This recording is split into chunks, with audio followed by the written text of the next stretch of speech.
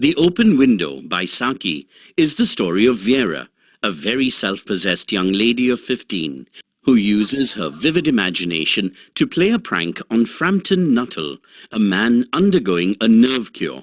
Her imagination also helps her explain his strange behavior to her aunt and uncle. Curtain rises to reveal the living room of Mrs. Sappleton's country manor house. Doors left and right. At centre back, a large French window standing open and giving a good view of the back lawn, sloping away to the river and open English countryside. Time: autumn evening, gathering twilight. Tea table in centre of room, with a couch on the left, two comfortable armchairs on the right. Vera, Mrs. Sappleton's niece, sits on the couch, in charge of pouring tea, while Frampton Nuttall, a nervous, fidgety, middle-aged bachelor, perches on the edge of an armchair. Vera: My aunt will be down presently, Mr. Nuttall. In the meantime, you must try and put up with me. Nuttall nods. He is clearly ill at ease and unable to make polite conversation. Nuttall: Yes, thank you. I wonder if these formal visits on a succession of total strangers would do much towards helping the nerve cure that I'm supposed to be undergoing. Yes, actually, it's very, kind of you to ask me to have tea with you. On a cold evening like this, it's very welcome. Vera is obviously enjoying his discomfort and decides to increase it by staring closely at him till he squirms in his chair and finally gets up. Then she suddenly fires a question at him.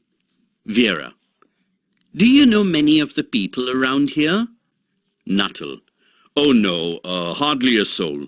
My sister stayed at the rectory about 4 years ago, and she thought the peacefulness of this rural retreat might be good for my nerves. My sister said she was afraid I would bury myself down here and not speak to a living soul, and my nerves will be worse than ever from moping. So she gave me letters of introduction to all the people she met here. Condescendingly: Some of them, as she said, like your aunt, are quite nice. Vera, thoughtfully: Your nerves? Nuttall: Yes, I'm afraid I'm a little edgy these days.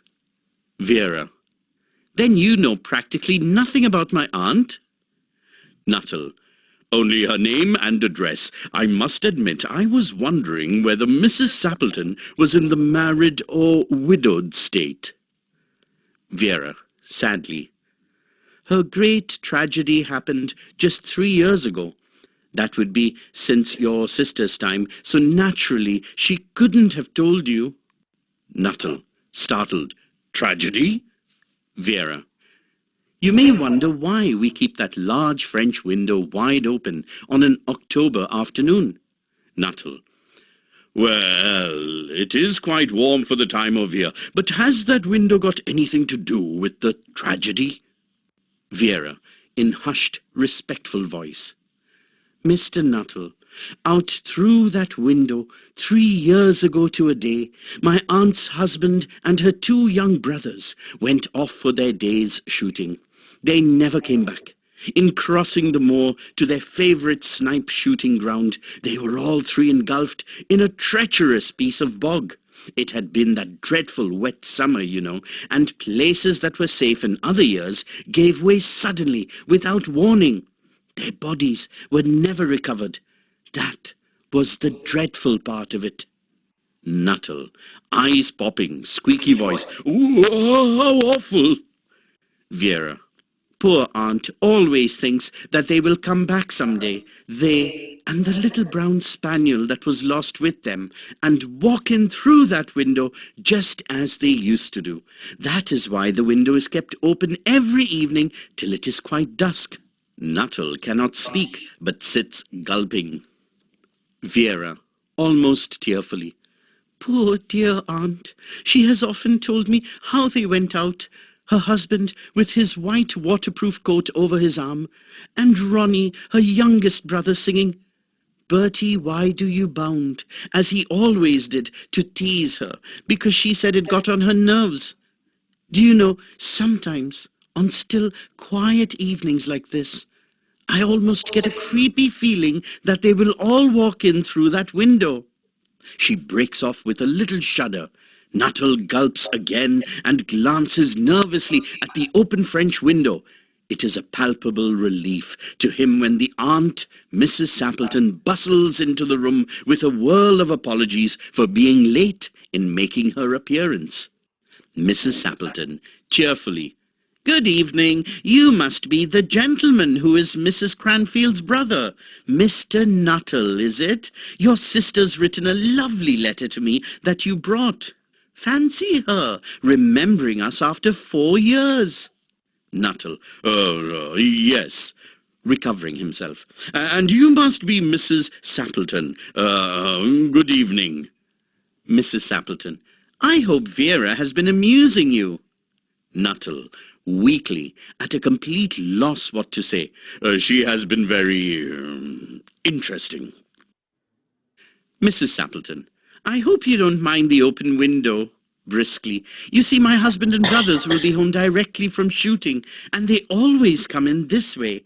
They've been out for snipe in the marshes today, so they'll make a fine mess over my poor carpets. So like you menfolk, isn't it? Ha ha ha."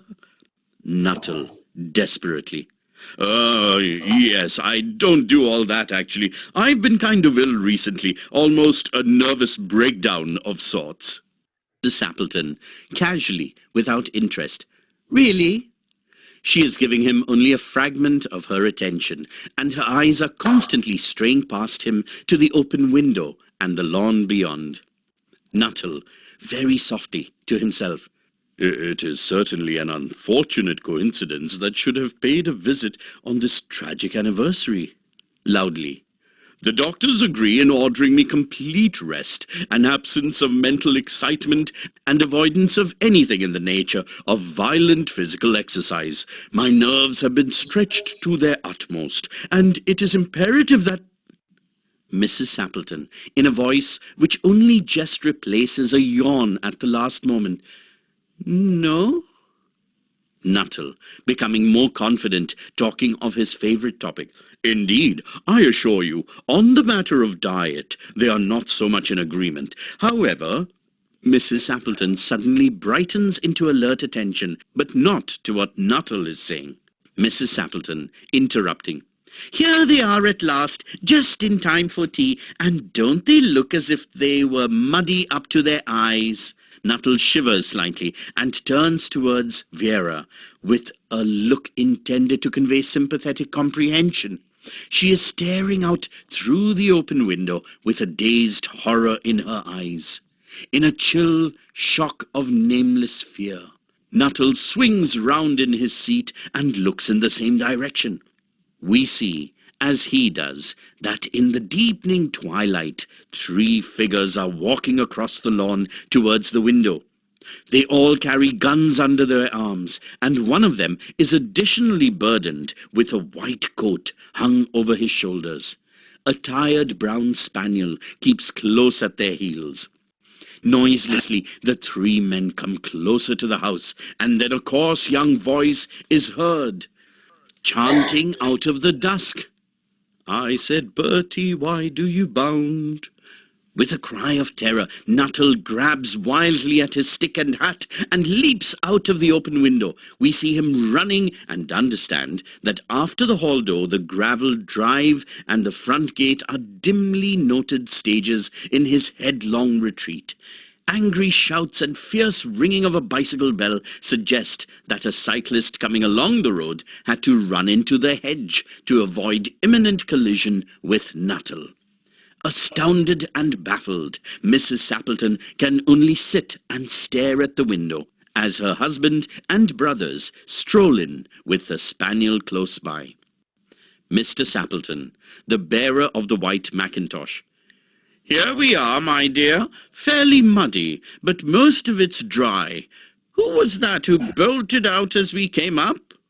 Mrs. Sappleton crossly. A most extraordinary man. A Mr. Nuttall, who could only talk about his illnesses and dashed off without a word of goodbye or apology when you arrived. One would think he had seen a ghost. Mr. Sappleton and the two brothers, together. Most extraordinary. Astounding. Vera, calmly rising from the couch and coming forward to take Mr. Sappleton's coat. I expect it was the spaniel.